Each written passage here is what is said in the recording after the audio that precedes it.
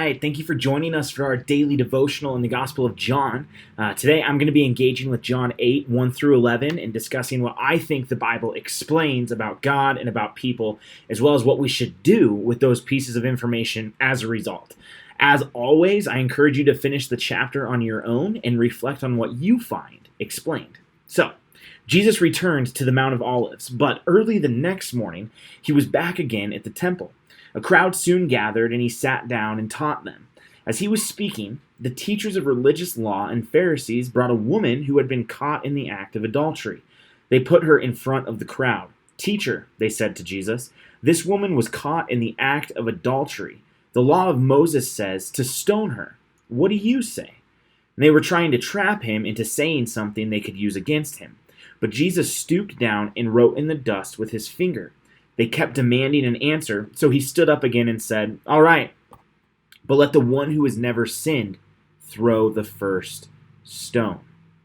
And then he stooped down again and he wrote in the dust. And when the accusers heard this, they slipped away one by one, beginning with the oldest, until only Jesus was left in the middle of the crowd with the woman. Then Jesus stood up again and said to the woman, "Where are your accusers? Didn't even one of them condemn you?" "No, Lord," she said. And Jesus said, "Neither do I. Go and sin no more."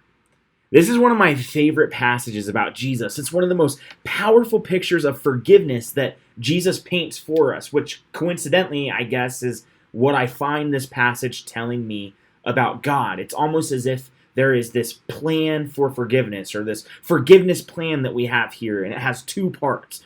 And the first part would be intervention. So God intervenes on the scene. Jesus intervenes on the scene. He shows up. He recognizes the danger of sin, the potential harm that it will cause, and the harm that it already has caused. And he intervenes to stop it. For the woman, the way out, the stopping of that sin was indirect. It was dependent on the self-reflection of the hearts of the other people that were there, the other people that were projecting that onto her. For us, that intervention, that way out for us, is Jesus' death on the cross. And then the second part of that forgiveness plan would be the commission, or the idea of being sent out. So Jesus commanded her, he said, "Go and sin no more." To live in this state of forgiveness means that we live in a continued flight from sin. When we believe in Jesus' death on the cross, and we believe that God raised him from the dead, we receive forgiveness and then commit our lives to living in contrary to our sinful life of the past. And I think it's so beautifully analogized in this story in the Gospel of John.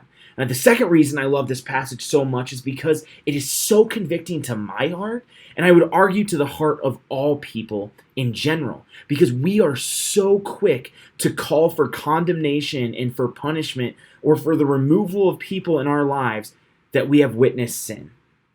Yet at the exact same time, we are completely blind to our own sin. We would never want the condemnation or the punishment to be placed upon us. We would never want to be stoned for our sins. Yet that doesn't stop us from trying to stone others. That doesn't stop us from calling down fire from heaven, as the disciples wanted to do, on everyone else.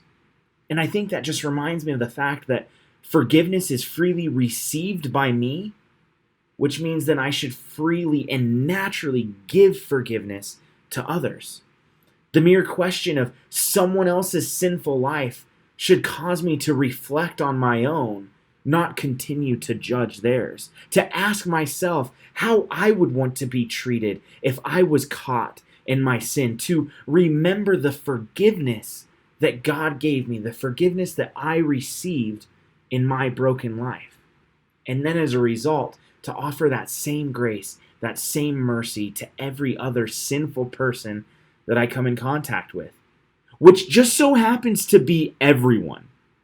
To put it another way, why would you throw a stone at someone for their sin if you wouldn't want them to throw a stone at you for yours? We're all sinners. We all have the opportunity to be forgiven. And as a result, we all have the opportunity and the command to forgive others.